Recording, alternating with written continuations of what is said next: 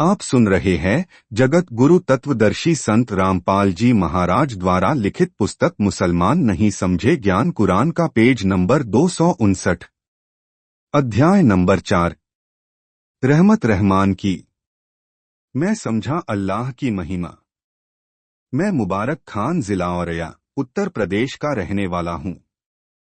उपरोक्त पंक्तियां मेरे जीवन में चरित्रार्थ होती है, क्योंकि जब मैंने संत रामपाल जी महाराज द्वारा लिखित पवित्र पुस्तक ज्ञान गंगा को पढ़ना शुरू किया तो उसमें मैंने देखा कि संत रामपाल जी महाराज जी ने बताया था कि कुरान शरीफ सूरह फुरकानी 25 आयत नंबर 52-59 में लिखा है कि वो अल्लाह कबीर है जिसने धरती और आसमान के बीच स्थित सब चीजों को 6 दिन में बनाया और 7वें दिन तख्त पर जा विराजा।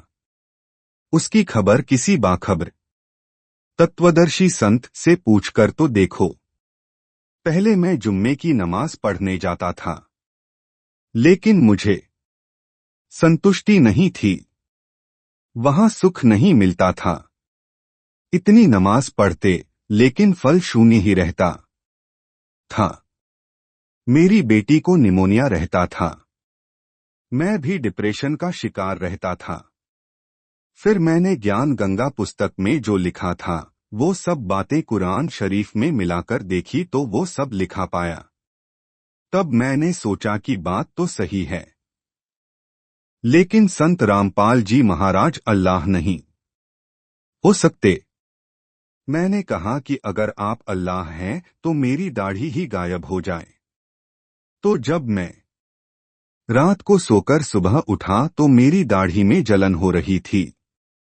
फिर जब मैंने देखा तो पाया कि मेरी दाढ़ी के बाल गायब हो गए तो मैंने सोचा कि अल्लाह तो लग रहे हैं संत रामपाल जी महाराज। फिर मैं आश्रम में गया और वहां पर देखा कि सब एक समान हैं, जैसे अल्लाह के लिए एक समान होते हैं। तत्वदर्शी संत रामपाल जी महाराज जी ने एक शब्द गाया, मोकू कहाँ ढूंढे रे बंदे, मैं तो तेरे पास में। ना तीर्थ में, ना मूरत में, ना काशी कैलाश में, मैं तो हूँ विश्वास में। संत रामपाल जी महाराज से मैंने नाम दीक्षा 2 अक्टूबर 2012 को ली थी और नाम दीक्षा लेने के बाद तो संत रामपाल जी अल्लाह ने मेरी सारी परेशानी ही खत्म कर दी। नाम दीक्षा लेने के बाद मेरी डिप्रेशन की समस्या दूर हो गई। मेरी बेटी को निमोनिया की बीमारी थी, वह बिल्कुल ठीक हो गई। एक बार मेरी बेटी सड़क पार कर रही थी, तभी एक ऑटो के नीचे पैर आ गया। हम लोगों ने सोचा कि इसका पैर गया, लेकिन जब देखा तो पाया कि उसको तो कुछ नहीं हुआ है, जो कि संत रामपाल जी महाराज की कृपा थी। मेरी बेटी को कैंसर हो गया था तो मेरी घरवाली और आस पड़ोस के लोग कहने लगे कि संत रामपाल जी के पास जाने से ये हुआ, लेकिन मैंने उनको बोला कि उनके यहाँ जाने से तो ये ठीक होगी। फिर मैंने गुरुजी से प्रार्थना की कि गुरुजी मेरी बेटी को कैंसर है, आप कृपा करें। तो गुरुजी बोले कि सब ठीक हो जाएगा बेटा, आप भक्ति करो। फिर मेरी बेटी का कैंसर अपने आप खत्म हो गया। आप सुन रहे हैं जगत गुरु तत्वदर्शी संत रामपाल जी महाराज द्वारा लिखित पुस्तक मुसलमान नहीं समझे ज्ञान कुरान का पेज नंबर 260। मैं एक मुस्लिम समाज से हूं, लेकिन संत रामपाल जी महाराज जी की दया से अब मैं मांस को छूता तक नहीं हूं, ना बीड़ी सिगरेट तंबाकू शराब को हाथ लगाता हूं। कुरान शरीफ में जो लिखा है वो आज संत रामपाल जी महाराज की शरण में आने के बाद समझ आया। अल्लाह ने कहा है कि ये मजहब तो दीवारें हैं, भक्ति मार्ग में आपको इन्हें नहीं मानना। अल्लाह, खुदा, राम, ईश, गॉड ये एक ही हैं। अल्लाह ने मजहब नहीं बनाया, उन्होंने इंसानों को नहीं बांटा। इसलिए हम सभी हिंदू, मुस्लिम, सिख व ईसाई सभी एक ही भगवान की संतान हैं। संत रामपाल जी महाराज बाखब्र से नाम दीक्षा लेने के बाद मुझे पता चला कि असली भक्ति विधि यही है जो शास्त्रों से प्रमाणित है और संत रामपाल जी महाराज ही अल्लाह परमात्मा हैं। संत रामपाल जी महाराज जी की शरण में आप सभी को आना चाहिए और भक्ति करके कल्याण करवाना चाहिए। भगत मुबारक खान, जिला औरैया, उत्तर प्रदेश।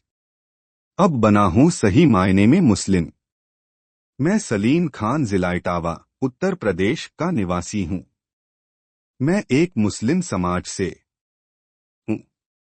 लेकिन एक सच्चा मुसलमान क्या होता है, वह मुझे बाखब्र संत रामपाल जी महाराज जी का ज्ञान समझकर समझ आई।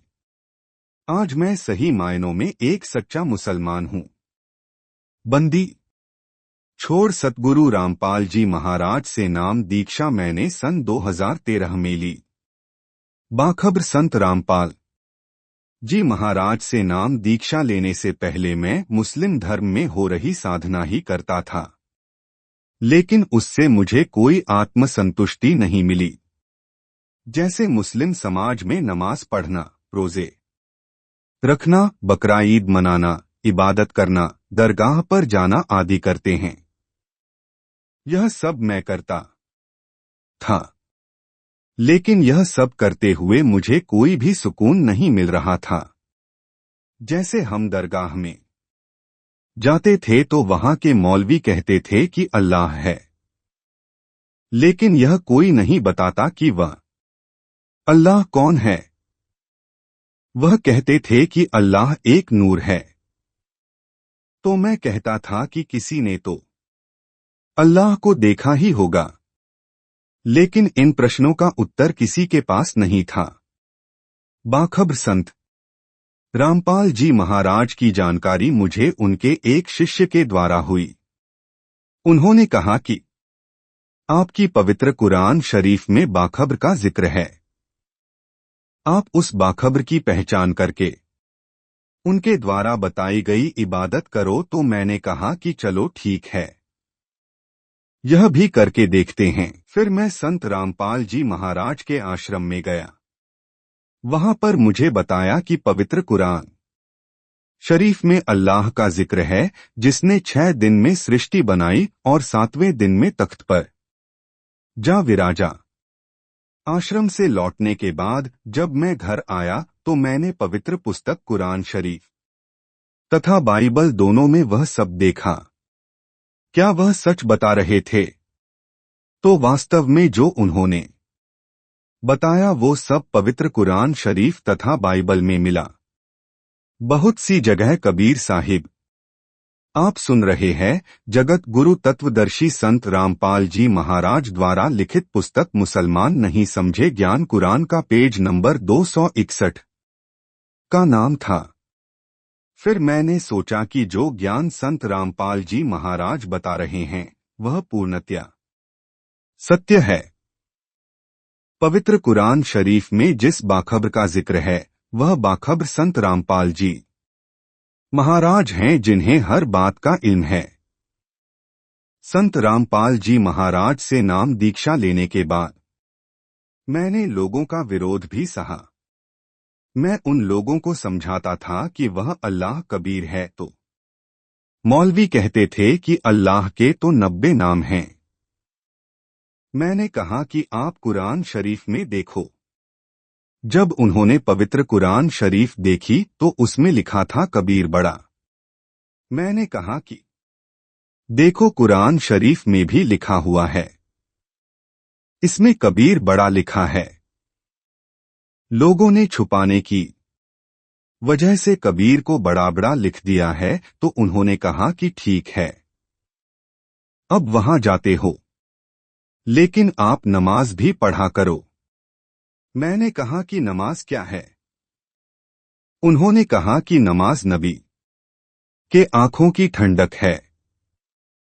मैंने बोला कि फिर मेरी सारी भक्ति तो नबी के पास चली जाएगी। मुझे तो कुछ नहीं मिलेगा। फिर वे मुझे बोलने लगे कि तू कहाँ फंस गया है। कहा हिंदू धर्म के गुरुओं के पास चला गया, तू तो बेकार हो गया। हम तुझे समाज से निकाल देंगे। मैं उन लोगों को बताना चाहता हूं कि मैंने अपना कोई धर्म नहीं छोड़ा है। अपने धर्म की साधनाओं को ठीक किया है, जो इन न होने की वजह से मुझे लाभ नहीं दे रही थी। बाखबर संत रामपाल जी महाराज पवित्र शास्त्रों के अनुसार ही सतभक्ति बताते हैं। आप संत रामपाल जी महाराज द्वारा लिखित पवित्र पुस्तक ज्ञान गंगा जीने की राह पढ़कर ज्ञान समझकर संत रामपाल जी। आप सुन रहे हैं जगत गुरु तत्वदर्शी संत रामपाल जी महाराज द्वारा लिखित पुस्तक मुसलमान नहीं समझे ज्ञान कुरान का पेज नंबर 262। महाराज से नाम दीक्षा लेकर अपना व अपने परिवार का कल्याण करवाएं। भगत सलीम खान, जिला इटावा, उत्तर प्रदेश। भूत प्रेत की बाधा से मिली निजात। मैं शाहिना गर्ग, शिमला, हिमाचल प्रदेश की रहने वाली हूं। मैंने पोस्ट ग्रेजुएट किया है। एक मुस्लिम परिवार से संबंध होने के नाते मैं रोजे रखना, नमाज करना ये सब करती थी, क्योंकि मुझे भी अल्लाह की तलाश थी। मुझे प्रेत बाधा की समस्या हो गई थी। मैंने बहुत सारे पीर, फकीरों, मज़ारों पर दिखाया, लेकिन कोई लाभ नहीं हुआ। मेरी शादी एक हिंदू परिवार में हुई। मैंने हिंदू रीति रिवाज के हिसाब से भी भक्ति साधना की, लेकिन कोई लाभ नहीं हुई। मेरे ससुराल वालों ने भी मुझे बहुत जगह दिखाया, लेकिन कोई लाभ नहीं हुआ। मानसिक और आर्थिक परेशानी संपूर्ण परिवार की बढ़ गई थी। फिर हमारे एक रिश्तेदार हैं जो शिमला में ही रहते हैं। उन्होंने हमें बताया कि आप संत रामपाल जी महाराज की शरण में चले जाओ, वहां सब ठीक हो जाएगा। लेकिन हमें भरोसा नहीं हुआ और हम वापस घर आ गए। उन्होंने हमें एक किताब ज्ञान गंगा भी दी, लेकिन हमने उसे भी 3-4 महीने तक ऐसे ही रखा।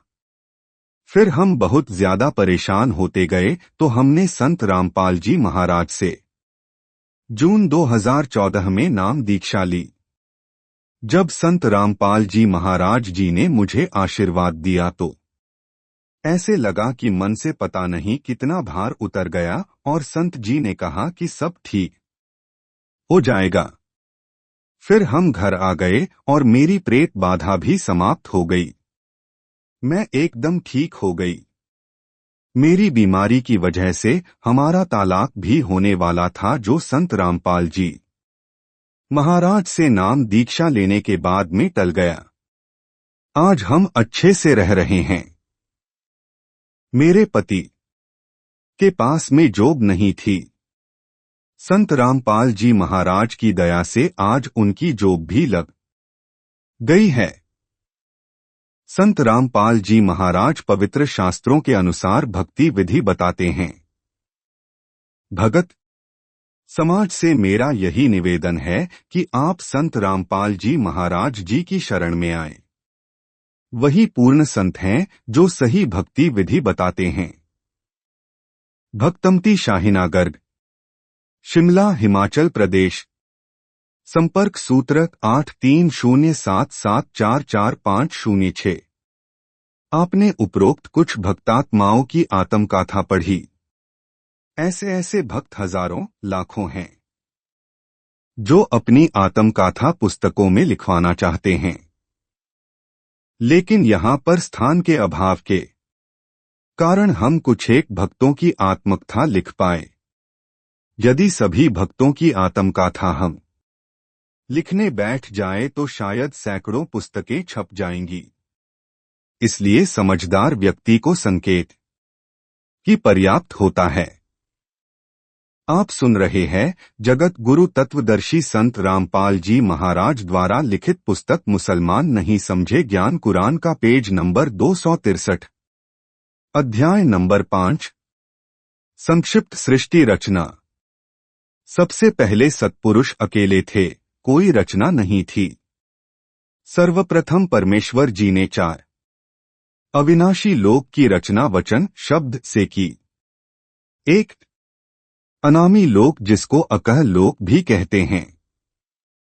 2 अगम लोक। 3 अलख लोक। 4 सतलोक। फिर परमात्मा ने चारों लोकों में 4 रूप धारण किए। 4 उपमात्मक नामों से प्रत्येक लोक में प्रसिद्ध हुए। 1 अनामी लोक में अनामी पुरुष या अकह पुरुष। 2 अगम लोक में अगम पुरुष। 3 अलख लोक में अलख पुरुष। 4 सतलोक में सतपुरुष उपमात्मक नाम रखे। फिर चारों लोकों में परमात्मा ने वचन से ही एक एक सिंहासन तख्त बनाया। प्रत्येक सिंहासन पर सम्राट के समान मुकुट आदि धारण करके विराजमान हो गए। फिर सतलोक में परमेश्वर ने अन्य रचना की। एक शब्द वचन से 16 द्वीपों तथा एक मानसरोवर की रचना की। पुनः 16 वचन से 16 पुत्रों की उत्पत्ति की। उनमें मुख्य भूमिका अचिंत, तेज, सहजदास, जोगजीत, कूर्म, इच्छा, धैर्य और ज्ञानी की रही है। अपने पुत्रों को सबक सिखाने के लिए कि समर्थ के बिना कोई कार्य सफल नहीं हो सकता। जिसका काम उसी को साजे और करे तो मूर्ख बाजे। सत्पुरुष ने अपने पुत्र अचिंत से कहा कि आप अन्य रचना सतलोक में करें। मैंने कुछ शक्ति तेरे को प्रदान कर दी है। अचिंत ने अपने वचन से अक्षर पुरुष की उत्पत्ति की। अक्षर पुरुष युवा उत्पन्न हुआ। मानसरोवर में स्नान करने गया, उसी जल पर तैरने लगा। कुछ देर में निंद्रा आ गई। सरोवर में गहरा नीचे चला गया। सतलोक में अमर शरीर है, वहां पर शरीर श्वासों पर निर्भर नहीं है। बहुत समय तक अक्षर पुरुष जल से बाहर नहीं आया। अचिंत आगे सृष्टि नहीं कर सका। तब सत्पुरुष परम अक्षर पुरुष ने मानसरोवर पर जाकर कुछ जल अपनी चुल्लू हाथ में लिया। उसका एक विशाल अंडा वचन से बनाया तथा एक आत्मा वचन से उत्पन्न करके अंडे में प्रवेश की और अंडे को जल में छोड़ दिया। जल में अंडा नीचे जाने लगा तो उसकी गड़गड़ाहट के शोर से अक्षर पुरुष की निंद्रा भंग हो गई। अक्षर पुरुष ने क्रोध से देखा कि किसने मुझे जगा दिया। क्रोध उस अंडे पर गिरा तो अंडा फूट गया। उसमें से एक युवा तेजोमय व्यक्ति निकला। उसका नाम क्षर पुरुष रखा। आगे चलकर यही काल कहलाया। आप सुन रहे हैं जगत गुरु तत्वदर्शी संत रामपाल जी महाराज द्वारा लिखित पुस्तक मुसलमान नहीं समझे ज्ञान कुरान का पेज नंबर 264। सत्पुरुष ने दोनों से कहा कि आप जल से बाहर आओ। अक्षर पुरुष तुम निंद्रा में थे, तेरे को नींद से उठाने के लिए यह सब किया है। अक्षर पुरुष और क्षर पुरुष से सत्पुरुष ने कहा कि आप दोनों अचिंत के लोक में रहो। कुछ समय के पश्चात क्षर पुरुष जिसे ज्योति निरंजन काल भी कहते हैं ने मन में विचार किया कि हम 3 तो एक लोक में रह रहे हैं। मेरे अन्य भाई एक एक द्वीप में रह रहे हैं। यह विचार कर उसने अलग द्वीप प्राप्त करने के लिए तप प्रारंभ किया। इससे पहले सत्पुरुष जी ने अपने पुत्र अचिंत से कहा कि आप सृष्टि रचना नहीं कर सकते। मैंने तुम्हें यह शिक्षा देने के लिए ही आपसे कहा कि अन्य रचना कर। परंतु अचिंत आप तो अक्षर पुरुष को भी नहीं उठा सके। अब आगे कोई भी यह कोशिश न करना। सर्व रचना मैं अपनी शब्द शक्ति से रचूंगा। सत्पुरुष जी ने सतलोक में असंख्य लोक रचे तथा प्रत्येक में अपने वचन शब्द से अन्य आत्माओं की उत्पत्ति की। ये सब लोग सत्पुरुष के सिंहासन के इर्द गिर्द थे। इनमें केवल नरहंस सतलोक में मनुष्यों को हंस कहते हैं ही रहते हैं और उनको परमेश्वर ने शक्ति दे रखी है कि वे अपना परिवार नरहंस वचन से उत्पन्न कर सकते हैं। वे केवल 2 पुत्र ही उत्पन्न कर सकते हैं। क्षर पुरुष ज्योति निरंजन ने तप करना शुरू किया। उसने 70 युग तक तप किया। सत्पुरुष जी ने क्षर पुरुष से पूछा कि आप तप किस लिए कर रहे हो? क्षर पुरुष ने कहा कि यह स्थान मेरे लिए कम है, मुझे अलग स्थान चाहिए। परमेश्वर सत्पुरुष जी ने उसे 70 युग के तप के प्रतिफल में 21 ब्रह्मांड दे दिए जो सतलोक के बाहरी क्षेत्र में थे, जैसे 21 पलाट मिल गए हों। ज्योति निरंजन क्षर पुरुष ने विचार किया कि इन ब्रह्मांडों में कुछ रचना भी होनी चाहिए। उसके लिए फिर 70 युग तक तप किया। फिर सत्पुरुष जी ने पूछा कि अब क्या चाहता है? क्षर पुरुष ने कहा कि सृष्टि रचना की सामग्री देने की कृपा करें। सत्पुरुष जी ने उसको 5 तत्व जल, पृथ्वी, अग्नि, वायु तथा आकाश तथा 3 गुण रजगुण, सतगुण तथा तमगुण दे दिए तथा कहा कि इनसे अपनी रचना कर। क्षर पुरुष ने तीसरी बार फिर तप प्रारंभ किया। जब 64-66 युग तप करते हो गए तो सत्य पुरुष जी ने पूछा कि आप और क्या चाहते हैं? क्षर पुरुष ज्योति निरंजन ने कहा कि मुझे कुछ आत्मा दे दो, मेरा अकेले का दिल नहीं लग रहा। क्षर पुरुष को आत्मा ऐसे मिली। आगे पढ़ें। हम काल के लोक में कैसे आए? जिस समय क्षर पुरुष ज्योति निरंजन एक पैर पर खड़ा होकर तप कर रहा था, तब हम सभी आत्माएं इस क्षर पुरुष पर आकर्षित हो गए, जैसे जवान बच्चे अभिनेता व अभिनेत्री पर आसक्त हो जाते हैं। लेना एक न देने दो, व्यर्थ में चाहने लग जाते हैं वे अपनी कमाई।